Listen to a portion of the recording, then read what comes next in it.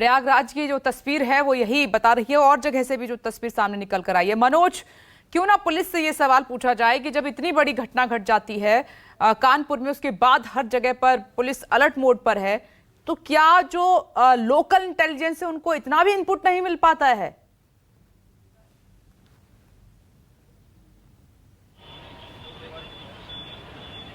यहाँ पे लोग जो सुबह से ही पहुंच रहे थे, तो वाकई पुलिस प्रशासन को इस तरह से चौकसी करना चाहिए था, क्योंकि जिस तरह से देखिए लोग एकत्रित थे, बैनर बकायदा उस पर लिखा हुआ है कि नुपुर शर्मा की गिरफ्तारी हो।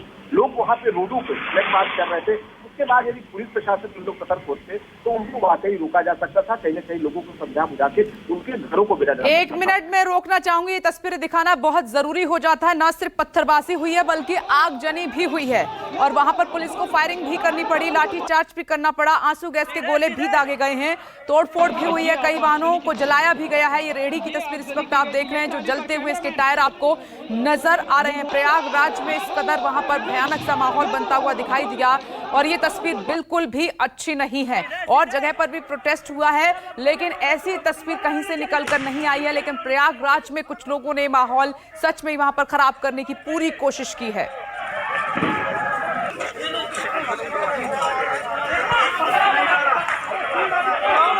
ये आगजनी की गई थी, ये ट्राली पर कैमरामैन, ये जो वाहन काफी वाहन वहां पर खड़े हुए थे, मोटरसाइकिल भी थी, सोचिए अगर उसमें आग लग जाती तो बड़ा ब्लास्ट भी हो सकता था। ये एक रेहड़ी वहां पर खड़ी हुई है जिसके टायर में आग लगी हुई दिखाई दे रही है। पत्थर इतनी बड़ी संख्या में, एक बार फिर से वो सवाल खड़ा हो रहा है कि ये आगजनी कैसे और इतने पत्थर कहां से आ गए अचानक से, जो पत्थरबाजी वहां पर हुई। अगर सड़क पर आप नजर दौड़ाएंगे तो वहां पर पत्थर बहुत बड़ी संख्या में आपको नजर आ रहे हैं। ऐसे लग रहा है जैसे कुछ लोगों ने पहले से प्लानिंग की हुई थी। यही सब दिखाई दे रहा है इन तस्वीरों में। 2 तस्वीरें इस वक्त आपकी टीवी स्क्रीन पर, एक तरफ उग्र युवा जो विरोध प्रदर्शन कर रहे हैं, दूसरी तरफ ये प्रयागराज की तस्वीर जिसमें पत्थरबाजी। ये चार मीनार के बाहर की हैदराबाद की तस्वीर है जो दूसरी आप देख रहे हैं, जहां पर तमाम लोग आपको उग्र प्रदर्शन करते हुए नजर आ रहे हैं। चार मीनार हैदराबाद के बाहर की मस्जिद के बाहर की तस्वीर और दूसरी तरफ प्रयागराज की तस्वीर। आज जो कुछ हुआ है जुम्मे की नमाज के बाद, ये बिल्कुल भी ठीक नहीं है, क्योंकि कानपुर हिंसा से अभी तक क्या सबक नहीं लिया गया और कौन वो लोग हैं जिनको आइडेंटिफाई नहीं किया जा रहा है, जो माहौल खराब करने की कोशिश कर रहे हैं। इसी भीड़ की तलाश में वो रहते हैं ताकि वो अपने जो नापाक मंसूबे हैं उनको अंजाम दे सकें, माहौल खराब कर सकें। अभी पुलिस को और सख्ती बरतनी होगी, जो इंटेलिजेंस है उनको भी पैनी नजर रखनी होगी। एक्सक्लूसिव तस्वीरें प्रयागराज से, ये तस्वीर किसी भी लिहाज से बिल्कुल भी ठीक नहीं है। हाँ, आपको संविधान कानून ये हक देता है कि आप विरोध प्रदर्शन कीजिए, अपनी बात रखिए, लेकिन शांतिपूर्ण तरीके से।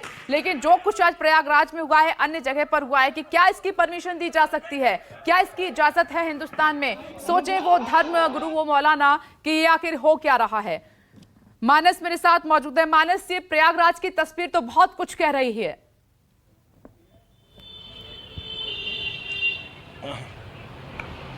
देखिए, प्रयागराज की तस्वीर ये बता रही है कि इंटेलिजेंस का ज़बरदस्त फेल्योर है।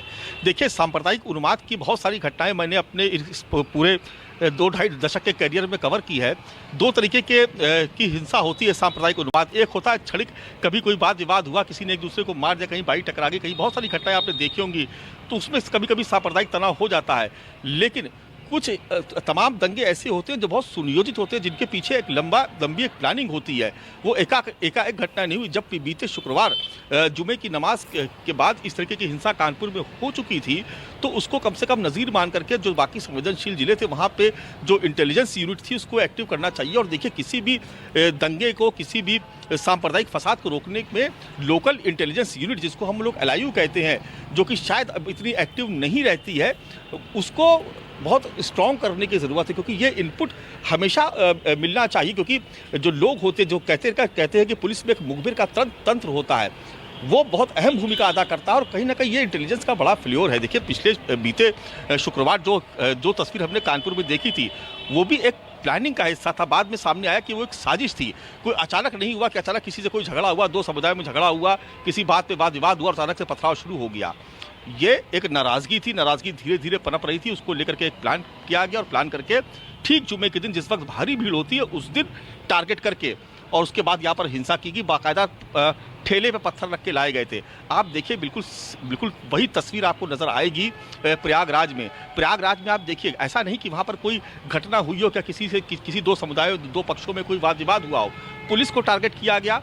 सबसे पहले शुरुआती तस्वीर जो आई थी विपनेश, वो आई थी जब नमाजी निकले बाहर, तो कुछ उपद्रवी तत्व थे जिनकी उम्र बहुत कम थी, वो पुलिस की बैरिकेडिंग तोड़ रहे थे। वहाँ पर कुछ लोगों ने समझाने की कोशिश की और तस्वीरों में देखा मैंने कि वो बैरिकेडिंग उठा के उन लोगों ने खड़ा किया, जो पुलिस के बैरिकेड्स होते उसको उठा के खड़ा किया, समझाने की कोशिश की। लेकिन दूसरे छोर से कुछ लोग आते हैं और पथराव शुरू कर देते हैं। उसके बाद गलियों में हिंसा, ऊपर छतों से पथराव करना शुरू करते हैं। यानी ये वेल प्लान था। इतने सारे पत्थर कहाँ से आए, इतनी भीड़ कैसे जुटाई गई, खास इलाके में लोग कैसे जमा हो गए, यानी इसकी प्लानिंग रही होगी कि ये कोई अकस्मात घटी घटना नहीं थी कि क्षणिक आवेश में आकर के दो पक्ष भिड़े और उसके बाद वहां पर हिंसा शुरू हो गई। ये एक प्लान्ड वे में तैयार की गई एक पूरी एक साजिश थी, जिसकी पहले से तैयारी की गई और उसके बाद आज इसको अंजाम दिया गया। और नतीजा आपके सामने है कि आज आप देख रहे तस्वीरों में कि प्रयागराज का एक हिस्सा जल उठा है। ये कतई नहीं होना चाहिए।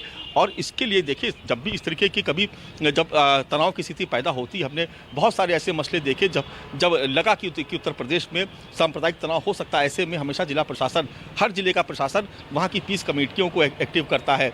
जिसको हम लोग बोलते हैं जो सामाजिक संगठन NGOs होते हैं, उनको एक्टिव किया जाता है। और साथ साथ धर्मगुरुओं की मीटिंग करा करके और ये कोशिश की जाती है कि अपने अपने इलाके में जो प्रभावशाली धर्मगुरु हैं वो एक मैसेज कन्वे कर दें कि आपको किस तरीके का आचरण करना है। इस तरीके से आपने देखा कि उत्तर प्रदेश में अयोध्या का भी फैसला आया था, जब हाईकोर्ट ने दिया था, कहीं उत्तर प्रदेश में कहीं एक ईंट भी नहीं चली थी। बड़ा ही उस दिन संवेदनशील दिन था। लेकिन चूंकि उस वक्त इंटेलिजेंस बहुत एक्टिव था, तमाम पीस कमेटीज़ को बुला करके पूरा जो उत्तर प्रदेश में तो कानून व्यवस्था से इसको दुरुस्त रखने की कोशिश की गई। उसके बाद आपने देखा कि अभी बीते 2 साल पहले जब सुप्रीम कोर्ट से फैसला आया, आपने देखा कहीं भी एक जरा सा भी फसाद नहीं ना। क्यों? उस वक्त पूरी प्लान्ड वे में उत्तर प्रदेश की सरकार ने पूरे उत्तर प्रदेश में एक ऐसा वातावरण तैयार किया कि सभी लोगों ने कहा कि नहीं, जो सुप्रीम कोर्ट का फैसला आएगा हम मान लेंगे। यही सरकार थी, यही उत्तर प्रदेश में योगी आदित्यनाथ की सरकार थी जिस वक्त ये फैसला आया। लेकिन कहीं आप देखिए, कहीं एक हिंसा नहीं हुई, कहीं ईंट का एक टुकड़ा भी नहीं फेंका गया। लेकिन अचानक से क्या हो रहा है उत्तर प्रदेश में कि जिले दर जिले आप देख रहे हैं कि इतनी फोर्स लगानी पड़ रही है मस्जिदों के बाहर या ऐसे संवेदनशील इलाके जहां पर मिक्स्ड पॉपुलेशन रहती है, जहां हिंदू मुसलमान या दूसरे धर्मों के लोग एक साथ रहते हैं, वहां पर ऐसा क्या हो रहा है कि वहां पर इतनी फोर्स तैनात करनी पड़ रही है और बावजूद इसके हिंसा हो जा रही है। जब बीते शुक्रवार को हिंसा हो चुकी थी और ये तय किया गया था, मैं आपको बता दूं, इस हिंसा के बाद मुख्यमंत्री ने खुद वीडियो कॉन्फ्रेंसिंग करके तमाम जिलों के पुलिस कप्तान से और जो जिलाधिकारी थे उनसे बातचीत की थी और सख्त निर्देश दिए थे कि ऐसी घटना रिपीट ना होने पाए। लेकिन आप बावजूद इसके देख रहे हैं कि प्रयागराज का एक हिस्सा जल रहा है। तो सांप्रदायिकता की ये आग, जो धार्मिक उन्माद है, इसकी ये आग दूसरे जिलों में रफ्तार न पकड़ने पाए। इसके लिए बहुत ज़रूरी है कि ग्राउंड लेवल पर जाकर के जो वरिष्ठ अधिकारी है उनको जाकर के ऐसे संवेदनशील जिले वहां पर अपने महासत्वों को निर्देश देना होगा। एक वेल प्लान तरीके से इस पूरी सिचुएशन को कंट्रोल करने की कोशिश की जानी चाहिए। और अगर ज़रूरत पड़े तो तमाम नागरिक संगठन हैं, तमाम NGOs हैं, तमाम धर्मगुरु हैं, उनको एक्टिव करके उनकी मदद लेकर के लोगों को समझाने की कोशिश की जानी चाहिए। और ख़ास तौर से जो उपद्रवी हैं उनको आइडेंटिफाई उन्हीं के समुदाय के लोग करके अगर उनको चिन्हित करके बताएंगे पुलिस को, तो पुलिस ज़्यादा बेहतर तरीके से काम कर पाएगी। बिल्कुल अशोक, आप मुझे दिखाई नहीं दे रहे हैं, आप फ्रेम में नहीं हैं। अशोक, मेरी आवाज़ अगर आप सुन रहे हैं तो 2 इंपॉर्टेंट बातें हैं। एक तो मानस जिस बात का जिक्र कर रहे हैं कि कानपुर में तो शांति रही, लेकिन बाकी जगह पर क्यों लोकल जो इंटेलिजेंस यूनिट है उनको इस बात की भनक नहीं लगी? कैसे इतनी बड़ी संख्या में लोग इकट्ठा हो गए और ये प्रदर्शन हुआ वहाँ पर, ये सवाल। दूसरा ये कि एक समय पर हर मस्जिद के बाहर बड़ी संख्या में एक साथ नारेबाजी, एक साथ विरोध प्रदर्शन, ऐसा तो नहीं हो सकता कि ये अपनी अपनी मर्जी से हुए हों? कहीं तो इशारा हुआ है कुछ। मानस, अगर मेरा सवाल आपने ये सुना है तो आप जवाब दीजिए।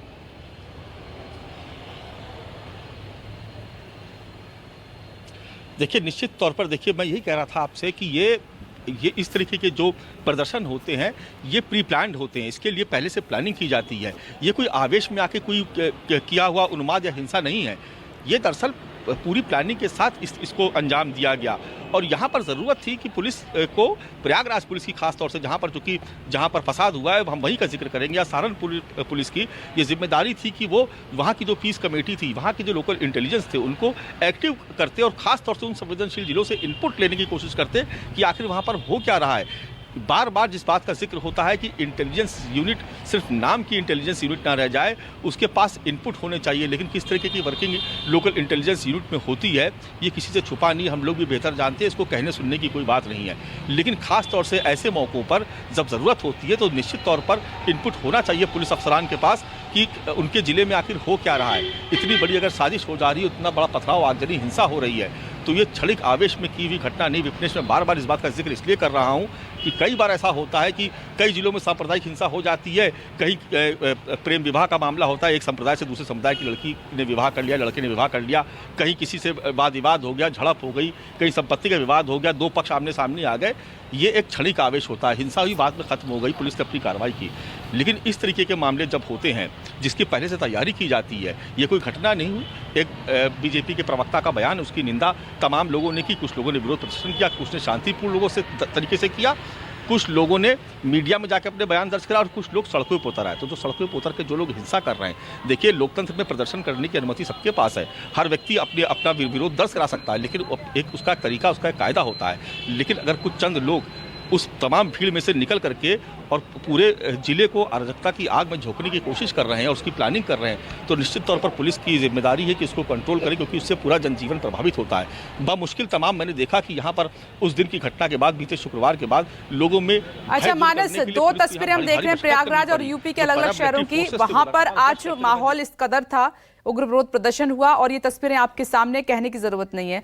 लेकिन एक तस्वीर आप मुझे वहां की भी दिखा दीजिए जहां आप खड़े हैं, कानपुर की, कि आज जुम्मे की नमाज के बाद वहां तो शांति रही, कैसा माहौल रहा, लेकिन दूसरी जगह पर माहौल खराब होता दिखाई दिया।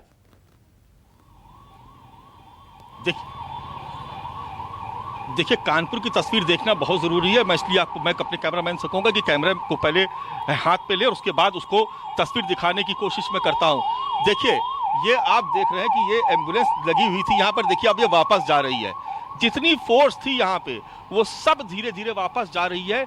अब से 4 घंटे पहले जो तस्वीर मैं आपको दिखा रहा था कि इस पूरे इलाके में इतनी फोर्स थी कि आदमी कम थे और पैरामिलिट्री फोर्स के जवान ज़्यादा थे, लेकिन अब आप देखिए पूरा साफ, पूरी दुकानें खुली हुई सुबह से, पूरा शांतिपूर्ण माहौल है, कहीं कोई वाद विवाद नहीं। हमारे ठीक सामने आप मस्जिद देख रहे हैं, आप हमारे ठीक सामने, नीचे देखिए दुकानें खुली हुई हैं, सामने तमाम हिंदू समुदाय के लोग रहते हैं, उनकी देखिए दुकानें खुली हुई, आगे तक आप देखेंगे नजर जाएगी दुकानें खुली हुई हैं। तमाम पुलिसकर्मी आपको अब आराम करते नजर आ रहे हैं, दिखाई पड़ रहे होंगे तस्वीरों में, इधर उधर घूम रहे हैं, क्योंकि उनको वो निश्चिंत हो गए। हमारे ठीक सामने आप देखिए, क्योंकि यहाँ पर आज सुबह से जो माहौल था बड़ा शांतिप्रिय था। लोग ये कह रहे थे कि पता नहीं कौन बाहरी लोग थे जिन्होंने उपद्रव किया, लेकिन इस बार उनको आइडेंटिफाई करेंगे।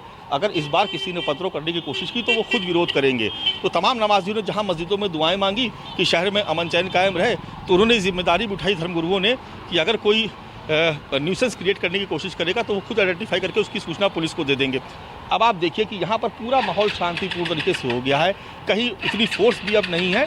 कुछ दिनों के लिए यहाँ पर हो सकता है कि एक टुकड़ी पीएससी की यहाँ पर वो लगा दे, लेकिन अब उसकी यहाँ पर लोगों को ज़रूरत महसूस नहीं हो रही है। और लोग बड़ा ये इस बात की लोग बहुत तारीफ कर रहे हैं कि एक दिन 2 घंटे की हिंसा के बाद जिस तरीके से पुलिस ने मोर्चा संभाला और जिस तरीके से यहाँ पर पैरामिलिट्री फोर्सेस ने लोगों से यहाँ पर एक तरीके से इंटरेक्शन करने की कोशिश की, दिन भर दुकानों में उनकी यही मानस आप जो तस्वीर दिखा रहे हैं कि देखिए यहाँ पर एक हफ्ते पहले माहौल खराब हुआ, यहाँ शांति है, लेकिन दूसरी जगह पर माहौल खराब होता हुआ दिखाई दिया। ये भी पुलिस की ही जिम्मेदारी है कि एक जगह नहीं, इतनी ही सख्ती हर जगह पर रखें। शुक्रिया आपका। एक छोटा सा ब्रेक, फौरन लौटेंगे। नमस्कार, मैं हूं मानक गुप्ता।